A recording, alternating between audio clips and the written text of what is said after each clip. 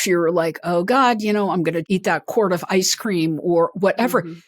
take a moment and observe what's going on. Right. And that's the thing. So observing yourself is the first Yeah, step in being able to change what you're doing. absolutely. Because what we do rotely, just over and Yeah, over and over again out of habit, those are just neural connections. And my favorite analogy for how neural connections work is a sledding track in the snow. right. So if you go down this sledding track over and over again, you make a rut. And so all you have to do is place your sled at the top of the hill and whoop, there it goes right down to the tree, right?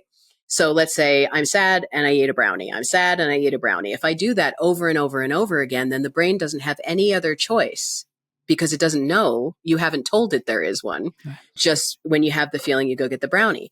But when we come up with that menu of choices of other things that actually take care of the sadness, Mm-hmm. then we can catch it through awareness practices, which I can actually give everybody one that's really easy before we go.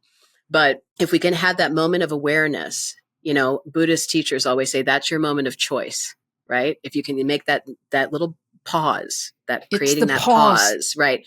And creating that pause, then you can make that new choice. And then it's sad, call a friend, sad, call a friend, sad, call a friend. You do that over and over again. And then you make a new rut. It becomes very easy for the sled to go down that hill. And synaptic pruning happens, which will actually fill in, if you will, the other track. It prunes those connections because it doesn't need to hold on to all of them. Our brains are always pruning connections, right? And what it holds on to is the things that we repeat. So that is the work part of it. Biggest part of it is turning the sled.